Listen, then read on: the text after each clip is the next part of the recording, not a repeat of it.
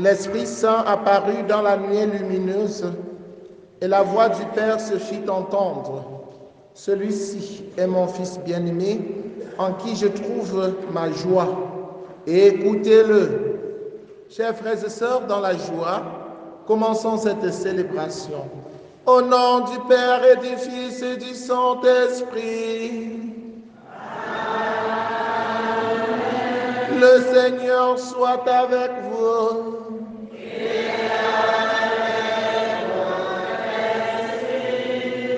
En ce 18e dimanche ordinaire de l'année A, la Providence a voulu qu'on célèbre en même temps la fête de la transfiguration de notre Seigneur Jésus-Christ.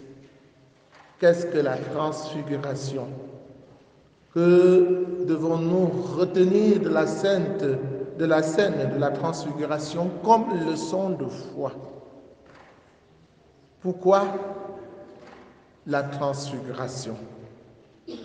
Au cours de cette messe, chers frères et sœurs en Christ, nous allons prier avec Marie-Thérèse Matteux pour rendre grâce au Seigneur, pour lui confier son entreprise.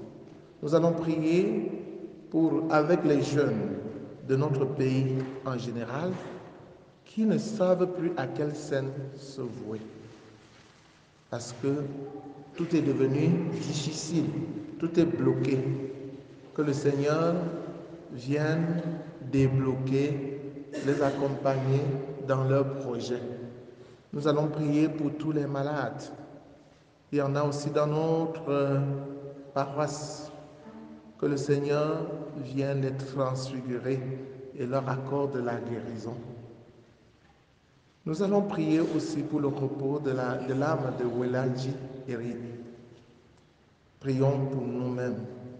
Que le Seigneur fasse de nous des témoins de la transfiguration. Entrons dans cette célébration en reconnaissant que nous avons péché et en demandant humblement pardon. Je confesse à Dieu Tout-Puissant, je reconnais devant vous, frères et sœurs, que j'ai péché en pensée, en parole, par action et par omission. Oui, j'ai vraiment péché. C'est pourquoi je supplie la bienheureuse Vierge Marie, les anges et tous les saints, et vous aussi, mes frères et sœurs, de prier pour moi, le Seigneur notre Dieu. Que Dieu Tout-Puissant nous fasse miséricorde, qu'il pardonne nos péchés et nous conduise à la vie éternelle.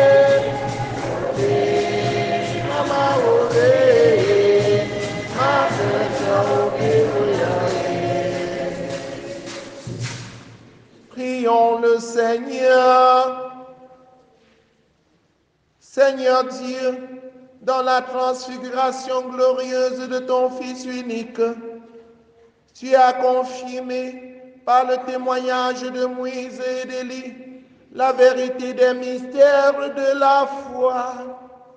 Et tu as donné à l'avance un signe merveilleux de notre pleine adoption filiale.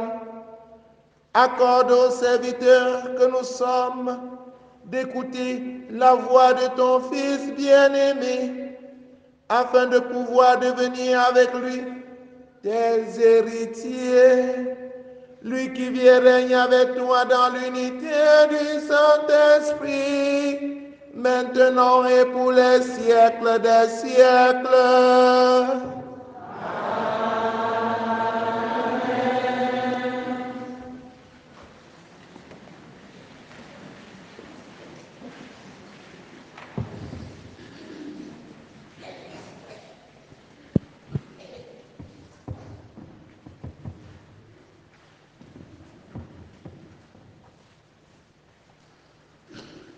Lecture du livre de Daniel, au chapitre 7, versets 9 à 10, puis 13 à 14. La nuit, au cours d'une vision, moi, Daniel, je regardais. Des trônes furent disposés et un vieillard prit place. Son habit était blanc comme la neige et les cheveux de sa tête comme la laine immaculée. Son trône était fait de flammes de feu avec des roues de feu ardent. Un fleuve de feu coulait qui jaillissait devant lui. Des millions d'êtres le servaient, des centaines de millions se tenaient devant lui. Le tribunal prit place et l'on ouvrit les livres. Je regardais au cours des visions de la nuit et je voyais venir avec les nuées du ciel comme un fils d'homme. Il parvint jusqu'au vieillard et on le fit avancer devant lui. Et il lui fit donner domination, gloire et royauté. Tous les peuples, toutes les nations et toutes les langues le servaient. Sa domination est une domination éternelle qui ne passera pas. Et sa royauté, une royauté qui ne sera pas détruite. Parole du Seigneur.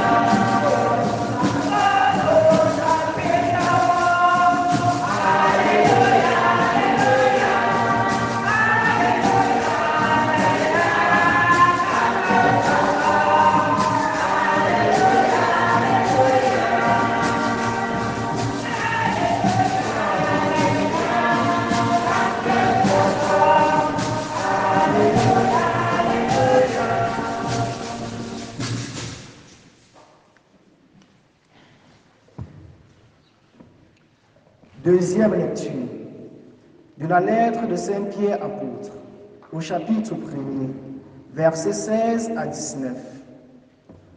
Frères, pour vous faire connaître la puissance et la venue de notre Seigneur Jésus-Christ, nous n'avons pas eu recours aux inventions des récits mythologiques, mais nous l'avons contemplé lui-même dans sa grandeur, car il a reçu du Père l'honneur et la gloire quand est venue sur lui de la gloire rayonnante de Dieu une voix qui disait « Celui-ci est mon Fils bien-aimé, en lui j'ai mis tout mon amour. » Cette voix venait du ciel, nous l'avons entendue nous-mêmes quand nous étions avec lui sur la montagne sainte. Et ainsi se confirme pour nous la parole des prophètes. Vous avez raison de fixer votre attention sur elle, comme sur une lampe brillante dans l'obscurité, jusqu'à ce que paraisse le jour et que l'étoile du matin s'élève dans vos cœurs. Parole du Seigneur.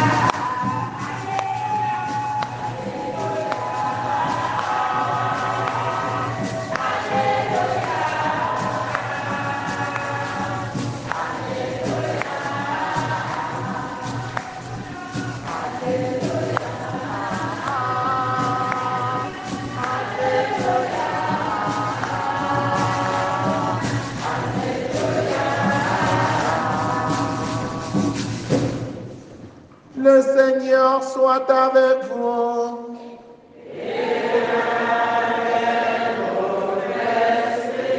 Évangile de Jésus-Christ selon saint Matthieu.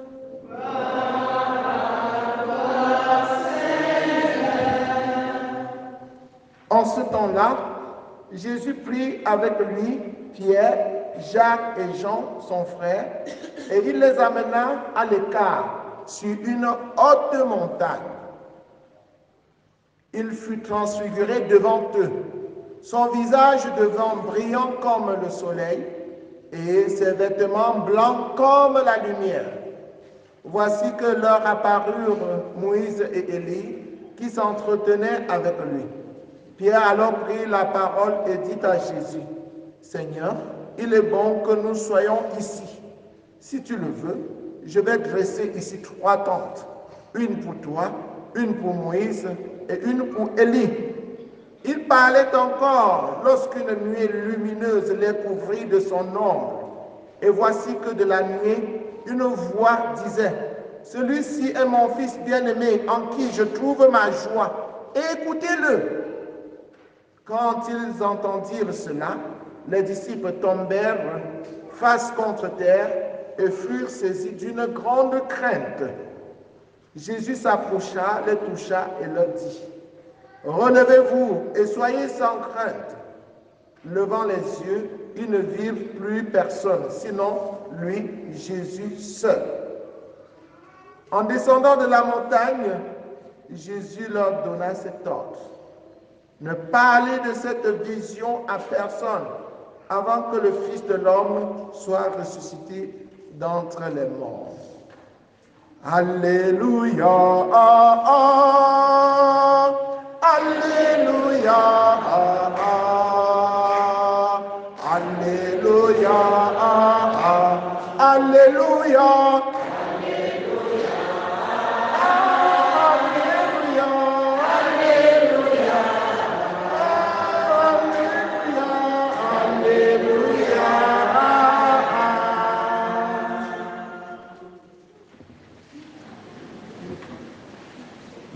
Chers frères et sœurs en Christ, bonjour. Penindia,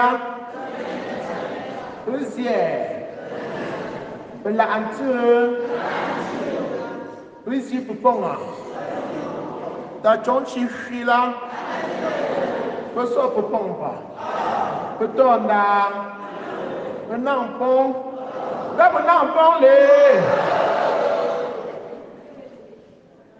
Chers frères et sœurs en Christ, nous célébrons aujourd'hui le 18e dimanche ordinaire de l'année A, mais en même temps le dimanche de la transfiguration. Et des autres années, nous célébrons cette fête en semaine. Ce qui fait que les gens qui n'ont pas l'habitude de venir à la messe en semaine ne savent même pas ce que c'est que la transfiguration. Il y a beaucoup de choses qui se passent en semaine. À la messe du matin, il y a beaucoup de choses qui se passent. Et si toi, tu te contentes seulement de la messe du dimanche, beaucoup de choses vont t'échapper. Heureusement, la Providence a voulu qu'on célèbre la transfiguration du Seigneur cette année, un dimanche. Cette fête se célèbre chaque 6 août. Chaque 6 août de chaque année. Le 6 août est tombé dimanche cette année. Et nous rendons grâce à Dieu qui nous donne de méditer cet événement. La transfiguration de notre Seigneur Jésus, c'est un événement à travers lequel Jésus révèle sa gloire à ses disciples. Il se montre, il leur montre un nouveau visage. Et les disciples sont émerveillés. Oui, frères et sœurs en Christ, Jésus avait pris avec lui 3 de ses disciples. Il s'agit de qui? Jean, Jacques et Pierre. Et il les avait amenés sur une haute montagne. Et là-bas, il fut transfiguré. Transfiguré, ça veut dire mot à mot, changer de visage. Changer de visage. Son visage s'était transformé. Son visage était devenu brillant comme le soleil. Ses habits étaient devenus blancs, d'une blancheur à une autre pareille. Et une nuée est descendue du ciel et les a couverts. Et de cette nuée, une voix s'est fait entendre, la voix de Dieu, en disant: celui-ci est mon fils bien-aimé en qui j'ai mis toute ma joie. Écoutez-le. Voilà, chers frères et sœurs en Christ, la scène de la transfiguration. N'oublions pas que toujours au cours de cette scène, Élie et Moïse sont venus se concerter avec Jésus. Pourtant, c'était des gens qui étaient morts depuis. Voilà, quelle leçon retenir de la transfiguration? Les leçons de la transfiguration sont d'une richesse inépuisable. Donc la transfiguration est d'une richesse inépuisable. Mais comme il faut s'arrêter sur quelques points, les méditer pour nous permettre de grandir dans la foi. Arrêtons-nous donc sur quelques points. D'abord, le choix de ces 3 apôtres. Il y avait combien d'apôtres? Jésus avait combien d'apôtres au total? 12.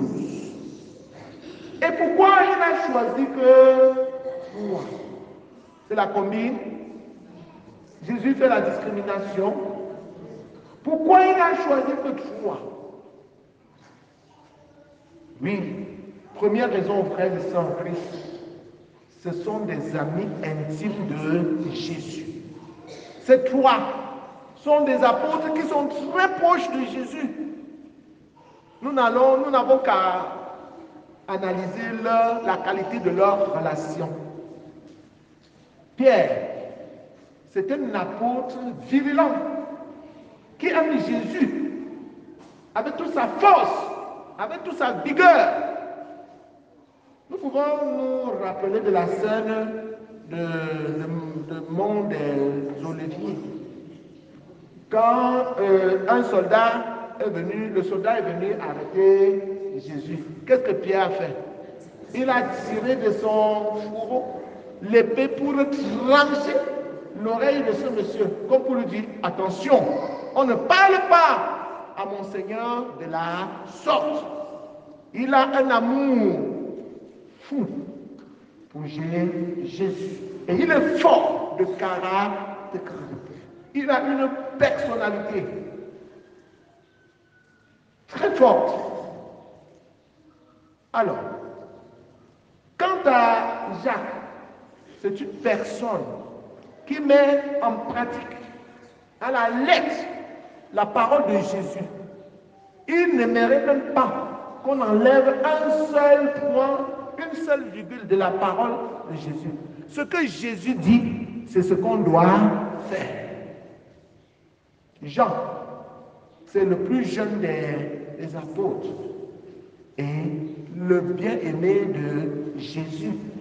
Les icônes montrent toujours Jean couché sur la poitrine de Jésus.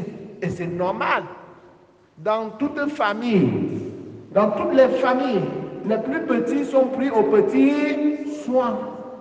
N'est-ce pas? Donc, Jean est toujours à côté de Jésus pour bénéficier de sa tendresse. Voilà les 3 personnes que Jésus choisit pour amener sur la grande montagne. Et la leçon que nous devons retenir, c'est quoi? Chacun de nous doit chercher à être ami intime de Jésus.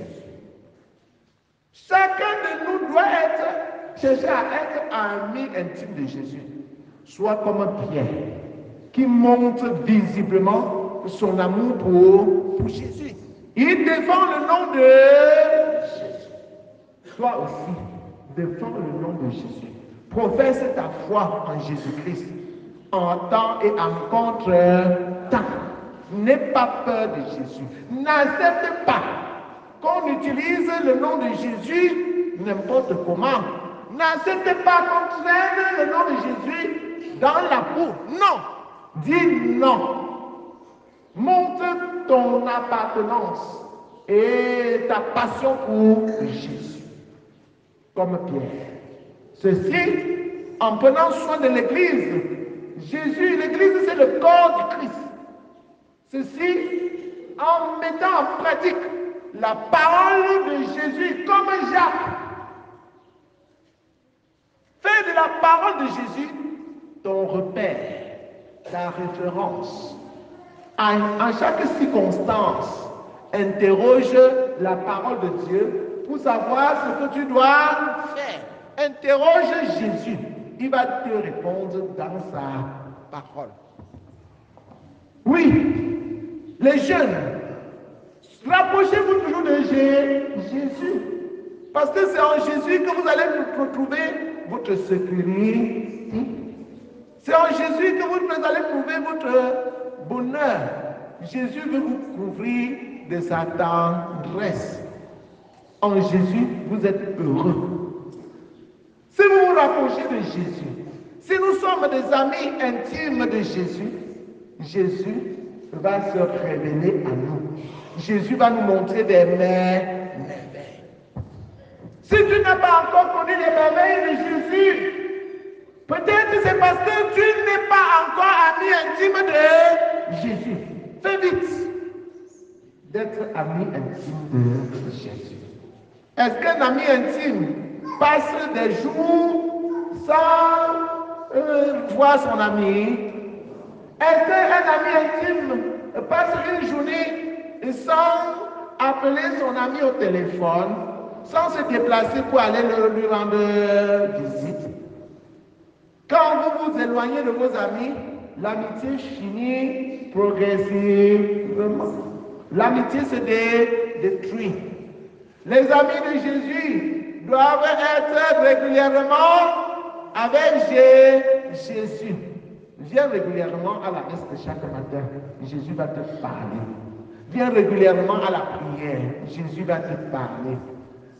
Pose des actions que Jésus te demande. Aimer ton frère, aimer Dieu de toute ta force. Tu seras proche de Jésus. N'abandonne pas Jésus.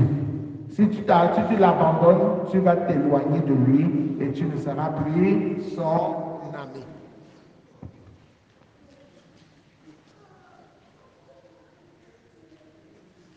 Chers frères et sœurs en Christ, le deuxième critère qui n'est pas toujours mis en relief et qui nous invite à méditer, c'est que Jésus tient compte de tous les niveaux de la société. Il tient compte de toutes les catégories, les jeunes, les moyens et les vieillards et les adultes. Jean représente la jeunesse auprès de Jésus.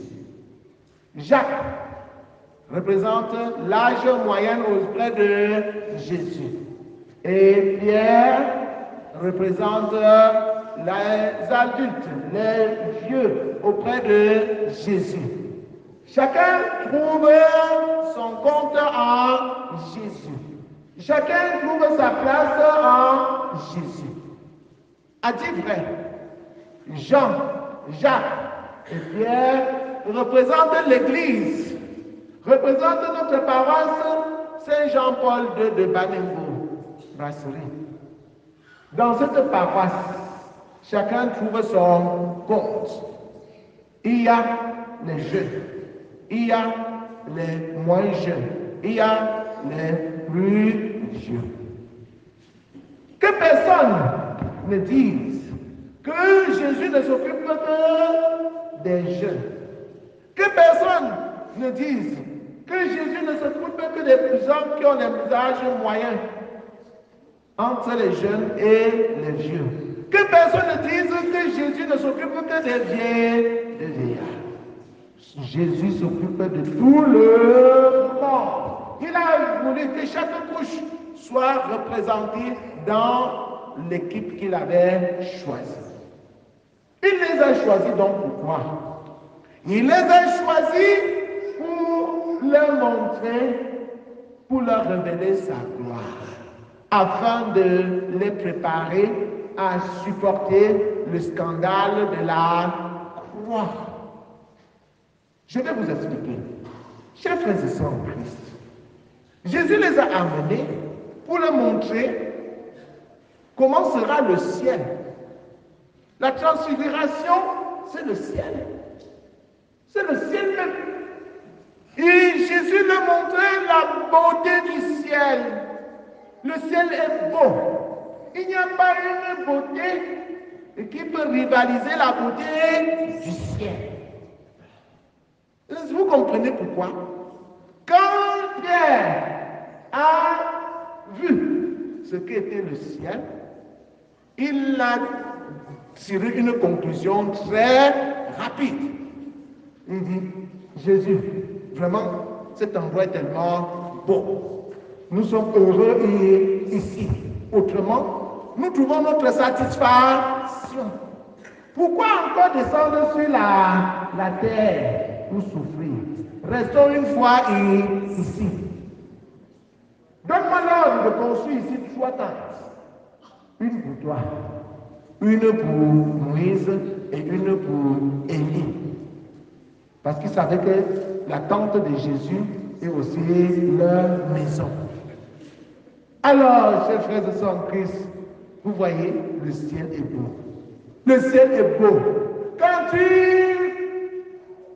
te trouves au ciel, il n'y a pas mieux, il n'y a pas match entre la beauté du ciel et la beauté de la terre. Les gens vont payer des billets d'avion pour aller passer les vacances en Europe, au Canada, aux États-Unis, au bord de la mer, cherchant ce qui est le meilleur. Tout ça, c'est rien face à la beauté du ciel. Qu'est-ce qu'il faut donc chercher? Le ciel. Le ciel, le ciel, le ciel en est le prix. Le ciel, le ciel, le ciel en est le prix. Donc c'est le ciel qu'il faut chercher. Le ciel, c'est notre finalité. Le royaume des cieux, c'est notre finalité. C'est ce que nous devons rechercher à temps et à contre-temps. C'est vers le ciel que nous devons focaliser notre attention. Parce que le ciel est beau. Le ciel n'est pas un lieu, en fait. Le ciel est un état de vie. Un état où on trouve sa satisfaction. On trouve sa satisfaction parce qu'on a fait la volonté de Dieu. Oui, chers frères et sœurs en Christ, beaucoup de gens, au lieu de chercher le ciel, cherchent plutôt à caler sur la terre. Nous devons faire vite les choses pour nous préparer à aller au ciel. Si Dieu vient t'appeler à le rejoindre au ciel, n'hésite pas. Si tu es prêt, si tu t'es préparé à aller au ciel, vas-y rapidement. Parce qu'au ciel, tu seras en paix. Au ciel, tout sera beau.